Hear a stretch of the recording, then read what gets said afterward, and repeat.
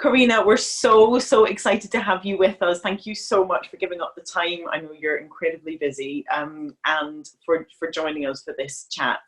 My pleasure. How are you doing, first of all? I'm good. I'm so happy to see you. I'm really um, good. so all of our participants have been getting to know you really well over the last couple of weeks, and today we will be sharing the mass performance of everyone trying their best to follow you and to do that in the most unusual of circumstances. So for anybody watching this interview that hasn't already watched both Karina's introduction to her and kind of general hello to all of our participants, but then her rehearsal video where she takes us through the piece that we had already recorded a first version of, and shows us in a very detailed but extremely relatable way how we can improve things and what we can do differently. You should all go and watch those films because just fascinating and so much to absorb and learn from them.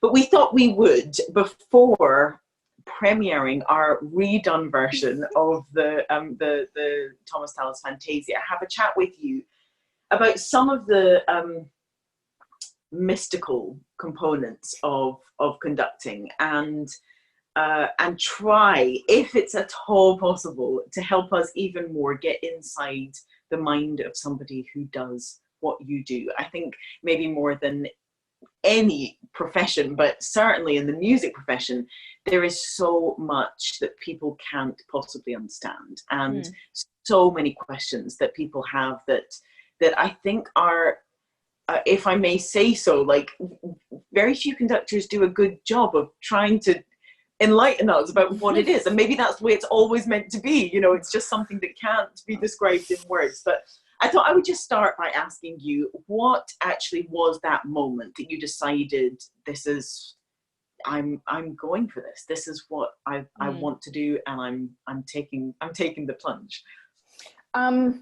My personal path to conducting was very non-linear. It was I sort of feel like I have finally found my most natural way of making music, which is actually without the violin. However, that took there were so many tears shed in that transition. I never thought when I was little, and for any of the people that are, between the age of 5 and 25, when I was between the age of 5 and 25, I rarely thought to myself, I want to be a conductor one day. I don't think I almost ever had that thought until I was really in my late 20s, even into my early 30s. I am now 38, and even in my early 30s, I still was doubting it. Because first of all, I love playing the violin. Second of all, when you play an instrument, you have contact with the sound and you are in control of what you're doing. And when you're a conductor, you have control in a way, but it's very different. It's a reactive art and it's a listening art. So what the first and foremost, what you are doing is listening to other people making the sound. And the adjustment and the switch to that is really weird in the beginning. It's really weird to stand in front of a group of people without your instrument. And then I could talk for a very long time about why I didn't think I would be a conductor or whatever. But anyway, I'm very glad that now I am, because I actually feel that it is the most natural thing for me to not be burdened by the difficulty of playing the instrument. It frees you in a funny way. It completely frees you musically to imagine all kinds of things that you probably normally wouldn't necessarily be free to imagine, because you're so stuck in the difficulty of your instrument. And this is the same for woodwind players, for brass players, for pianists. It's the same really for everybody. And I think the thing that I learned the most when I did start to take time away from the violin, and I only had a score and myself, you learn how important your inner singing voice is. And I think that's really the heart and the essence of conducting, is being in touch with your inner singing voice. And when I say inner singing voice, I mean, of course, you need to be able to sing. It's also very helpful to sing a phrase to the orchestra when you're in a rehearsal. That just gets to them immediately. You don't have to blah, blah, blah with words. You just sing it, and then everyone goes, oh, great, and does it. But it's also for yourself. You know, for example, when we were doing the Vaughan Williams and I'm looking at the score, when I look at the score, I hear the piece in my mind. But, you know, it's funny, you have to ask, can you really hear more than 2 lines at once? And I challenge everyone, try at home to, in your mind, hear more than 2 lines at once. Conductors will say, oh, I hear the whole score. Well, yes, you do. You hear sort of the impression of the music, right? But it's a fascinating exercise to see if you can actually, in your mind, follow along with 2 lines as opposed to 1 at the same time for an extended period of time. It's way more difficult than it sounds. So I was going to ask you something else, but I think we can just go straight into the nature of the isolation of that type of practice and the level of focus and concentration that is required. So if you're like, just as you're talking, I'm in my mind trying to hear 2 notes, and my mind is going but between the 2 notes, and is constantly doing this. Now, so I want to ask you generally about what that was like, the switch to the non-physical work. So I've heard people when they're composing and stuff like that talk about their ears burning, but I wonder, did you have that sensation like your mind is just going crazy with the amount that you're trying to so that general kind of concentration and focus, what your mind starts going through? And also, do you think that type of practice is actually something that more instrumental players could be doing? Yes, please. I mean, when I first started taking conducting class, my dad is a conductor. So my brother, who's a cellist, and we took conducting class from the time we were about 12. It was a normal class at Saturday music school. We went to this program every Saturday, and it was just a class. It was 45 minutes, and you learned not only how to wave your hand around, but also how to read a score, how to transpose instruments, you know, the basics of score reading and conducting. And to me, that was absolutely a normal part of music education. And it's not always available to everybody, unfortunately, but maybe now that we have virtual sessions and we have more online resources, we can make that something that's available to everybody. Is how do you do that? How do you learn how to conduct in 4, how to conduct in 3? How do you learn how to transpose clarinet parts? If you see a clarinet in B flat and you play the piano or the violin and you have no idea how to do that, you need to learn. So you need to learn how to read clefs and, you know, solfege and ear training and all of these things. I think that more and more we're going to see these things become available online on YouTube, you know, tutorials that are available free for everyone. And that would be so wonderful, and such a wonderful result also of this whole thing, is that I think we see how many people have responded to this and how many people want this kind of instruction and guidance and inspiration.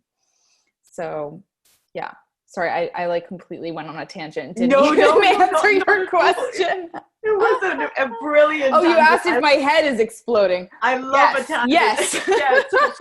Yeah, but what that moment of now being like you're in a room, a quiet room, right? You have a score in front of you. Like, what was it? A painful process? Was it a fascinating process?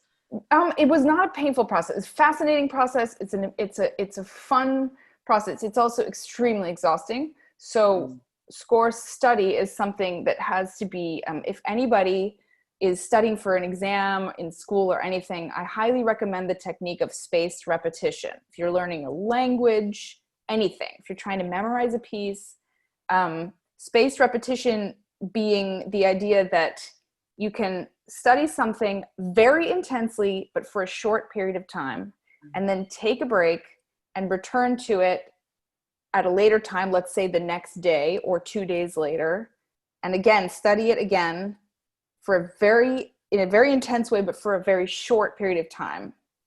And keep doing that. So you repeat repetition, and it's spaced out repetition. And this is a very effective way of studying anything, rather than what I did for a large part of my young life, which is cramming, where you have an exam and the night before you're up until 4 a.m. trying to cram everything into your head. This is how I got through high school. I went to a math and science high school. And that can work if you have a good kind of visual memory, and you can retain memory for about 24 hours, and then you just regurgitate it onto your exam, fine. But you won't retain the information. And when we're talking about music and you want to learn to be a conductor, or you want to learn a piece of music by memory, or whatever it is that you're doing, you want to learn a new language, you want to retain the information. You want it to stay with you for the rest of your life. And the best way to do that is to study in little, very intensive chunks. So let's say 30 minutes, and then take a break and let the information sit, let yourself sleep on it. And that's how I've done most of my studying for a very long time. I mean, I do way more than 30 minutes at a time, but it is mentally, it's exhausting, but it's great. It's satisfying. When you started studying all the various things involved in conducting, were you applying that technique at the beginning, or did you come across that at some point and then start? I was not applying that technique in the beginning, because in the beginning everything's new to you, right? You're learning all these symphonies and things for the very first time. So even if I played them as a violinist in the orchestra, which is very helpful, if you play in an orchestra, at least you have, if you're learning Beethoven's Fourth Symphony and you've played it in orchestra, well, you're already many, many steps ahead of somebody who's coming to it completely cold, right? But just because you've played it in orchestra, it doesn't mean that you know anything about the score. And this is a big shock to people when they first open a full score of a symphony and they look at all the parts and the density of it, and all the different things that you can study in a score. And if you move on to the 20th and 21st century repertoire, where the score is, this as tall as a small child, I mean, because there's so many instruments, and you might have, 8 horns, and you have enormous amount of percussion instruments, and if you're studying a piece by a composer like Thomas Larker, this amazing Austrian composer, his scores are so complex and so dense and so big that is, in the beginning, very overwhelming. And I don't think anybody should feel that it's abnormal if you feel overwhelmed when you open a full score and you think, oh my God. And what's wrong with me? Yeah, no, there's nothing wrong with you. It's just the way it is. And it's an art, and it's something that, it's a skill. Score reading is a skill that you have to practice just like you practice your instrument. It's the same, and it becomes your instrument. That's the beautiful thing, is when you've really decided to become a conductor, that becomes your medium. That becomes your whole world. You kind of go, it's like plunging into an ocean. You just plunge into that world, and then you're in it, and you're in the piece. You have the piece going around and around in your mind. And you have also, at least I have, often visual images of the actual score that I see, like, in my mind's eye, if I've really studied something enough.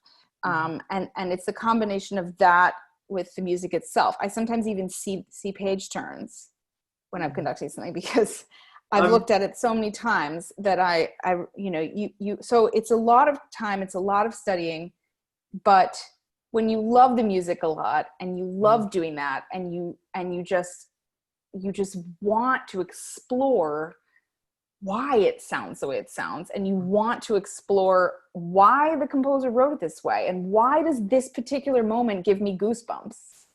When you really want to know those things, then you can study for hours and hours and hours, and you don't even notice the time passing because it's totally 100% consuming and very captivating.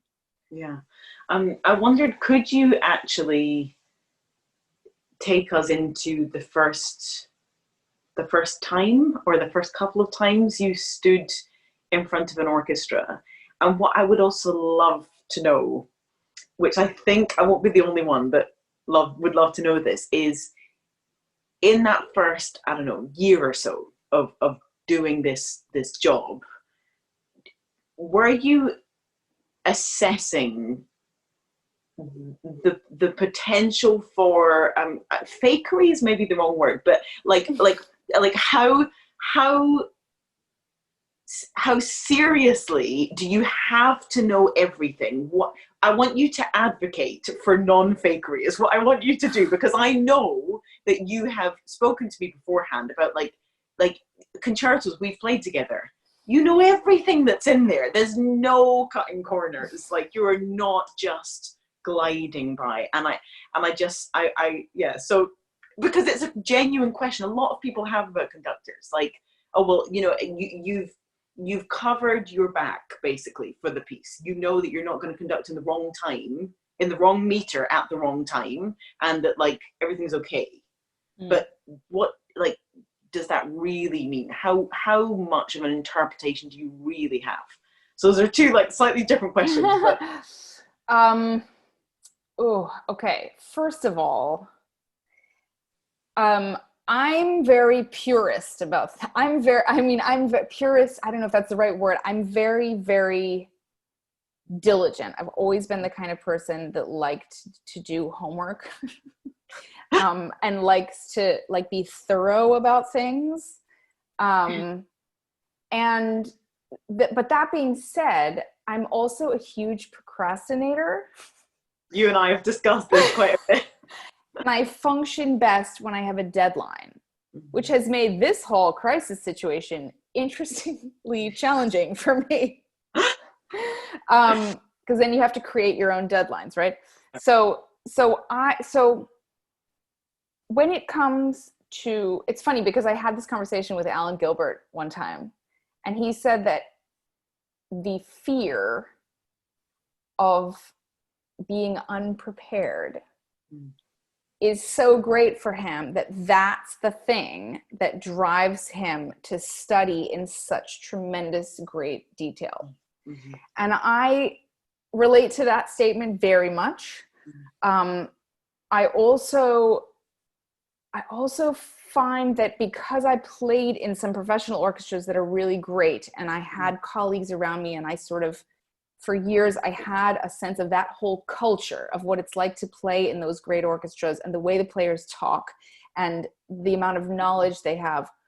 I realized a lot about conducting from that.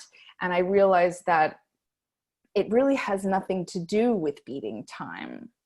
They don't really need you to beat time. All they need is a good upbeat to get them going. But once they're going, they don't really, you know, the Chicago Symphony doesn't need necessarily, it depends on what the piece is, of course, but they don't need a traffic cop. And conducting should never be that. It should never, ever be sort of just trying to be clear. Being clear is very important, right? Thank you. So it is important, right? But actually, you could teach even a very small child how to beat clearly in 4/4. I mean, it's just down, left, right, up. It's really not hard, right? You learn how to ride a bike when you're that age. So what is conducting then if it's not 1, 2, 3, 4? And what it is to me is it is so complex, and it is so amazing how much the conductor affects the way it sounds. And it's very difficult for people on the outside of this profession to understand that, to grasp that. It's even difficult for sometimes the musicians in the orchestra themselves to grasp that, because they're in it and they're not listening from the outside. But a conductor's whole presence, posture, the hands, the eyes, the weight of the gestures, whether or not someone has very vertical gestures. Often people that play the piano have very vertical gestures when they conduct. People that play a string instrument conduct way too high up, but they have more of a sense of kind of horizontal line, because, you know, if you think about playing the violin, your sort of plane of producing sound is kind of up here, whereas with the piano it's quite low and connected to the ground. I think you can hear the difference in the sound right away. Conductors who are concerned with the quality of sound, and conductors who just don't have that on their radar, because the sound of the orchestra will tend to be a little bit hard. So there's that. There's attention to sound and knowing what kind of sound you want and knowing how to get it with gesture, and then sometimes with just saying a couple of words to sort of clarify, like we did in the video, to clarify how much bow we're using, how much vibrato, you know, what kind of sound we want. For the wind players, you know, where the phrasing is incredibly important for the winds. It's really important that they all have an idea of exactly where the phrase is going to and where then we receive, what is the high point of the phrase. So every phrase needs to have an arch that's clearly delineated, and that's clear for everybody. But it's also, you want to give energy to the players. It's hard to play an orchestra as a professional. Be an inspiration. An inspiration, absolutely. And people are really often, they're starving for that. And they're waiting for somebody that has this kind of, that makes it fun, and that has this energy and this explosive energy, and can get the orchestra to play that way as well. So, you know, the piece we did, Vaughan Williams, is not a very explosive piece. It's a very beautiful piece. It's very singing. And we talked a lot about sound breathing. But there are, you know, think about the first movement of Beethoven's Fifth Symphony, which most people know.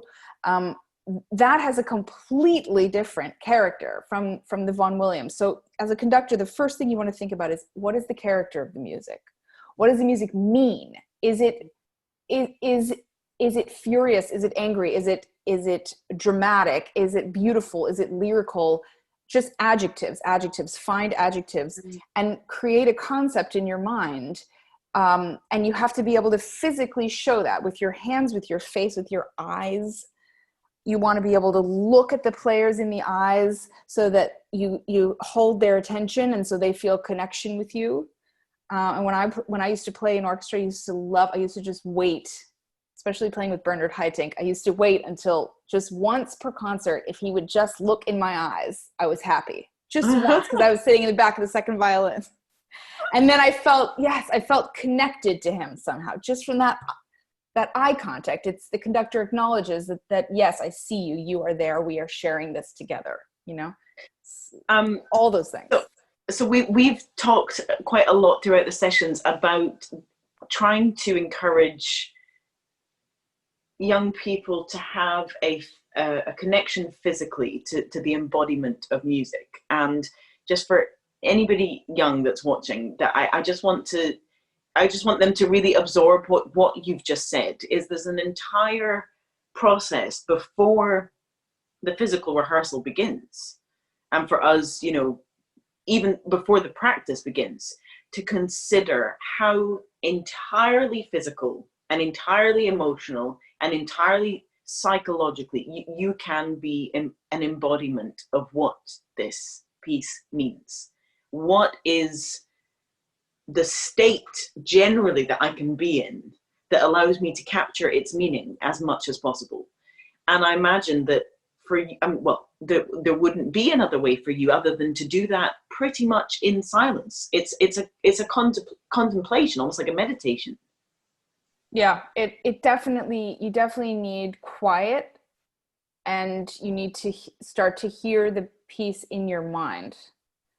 And I hear at every moment, which this is also can be a curse. At every moment that I'm doing anything, taking a walk, making dinner, whatever, first thing in the morning, last thing at night, I think a lot of musicians are like this.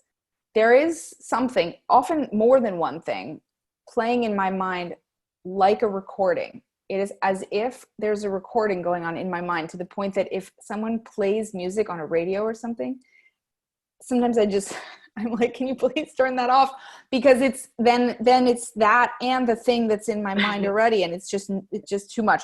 So and that's always also a sign for me. If I've got a piece going on in my mind, really like a recording, and I can go from the beginning to the end, then I sort of have a sense that I've learned it, that I know it, that it's in there. And it's also, it's this visualization thing about performing. I'm sure when you play a concerto, you do a lot of mental visualization. You don't just saw away hour after hour after hour, to be able to play the notes, because so much of what you're doing is also visualizing the kind of sound you want with a certain phrase. It's visualizing your whole presence as a soloist. It's incredibly difficult to walk on stage as a soloist, and that's very similar to being a conductor. You visualizing when I'm preparing to go with a certain orchestra, now that I conduct orchestras that I know well and I go back over and over again, I imagine even individual players. I imagine the hall, the way the hall looks. And I imagine I anticipate what is going to need work in the rehearsal and what is going to go well in the rehearsal. I can already anticipate that based on having conducted the piece before and knowing the orchestra and all that stuff. So it's so much of it is imagination, visualization, as you said, contemplation, searching for meaning in the music. I think you want to find out why the composer wrote this. Why did he write this phrase like this, or she? Why does it sound like this? Why does the horn double the cellos? What is that all about? Why you start to pick up patterns also when you study a lot of different scores. Why do composers tend to double, meaning they have them playing the same line at the same time? Why do the violins and the flutes always play together? Yeah. Why do the horns always play with the cellos? What is it about the timbre and the register of that instrument? You start to pick up on these things as you study more and more music, and you start to gather so much information that then the studying process becomes much faster after a while. So there's two things I want to draw everybody's attention to, just to reinforce. One is how much, to all of you watching, how much Karina is talking about study, and that to do what she does, the way she does it, how much investment is required, and how the investment, when matched with true interest and love, can be a joy. But there is no doubt that there's a huge amount of sacrifice there too, that it's impossible to gain that much knowledge and weight in any subject in your life and anything in your life without having a huge investment. And the second thing I want to just reinforce of what you're saying, how many times you've said, I asked the question why, and it's asking the question of a score, of a feeling you get from music, of how something works. You're constantly asking questions, and I think that curiosity is so integral to learning and developing and improving. So we are going to have to stop shortly, but I want to ask you one last thing, because you have, just through determination, through study, and through will, been phenomenally successful in what you do. And I know that there is no question that standing in front of an orchestra, the pressures that you've been under, you will have experienced self-doubt, or am I intended for this? Am I meant to do this? You'll have experienced probably a self-questioning and that kind of insecurity that people feel. And I think for so many people studying something difficult, we've been talking a lot about the balancing of being self-critical and allowing that in order to be able to improve, but of still practicing an acceptance of yourself. And I just wondered if we could close with your thoughts on that subject. Oh, you just hit the heart of the most lifelong struggle that we will all carry with us. I think that is the essence of everything. There is the balance between humility and confidence. The ability to have the confidence to do something because you know you're prepared and you know that you have something to say. Yeah. But also the ability to always be on a path of improvement and to always be able to look at your own performances, your own past performances with a critical eye, but not too critical. You don't want to push yourself down. You don't want to be self-hating. You don't want to be talking down to yourself and saying, why did I make that mistake? I can't believe I did, that's not good. You don't need to do that in order to get better. You can constructively criticize yourself. Mm-hmm. And I'm an expert on being too hard on myself.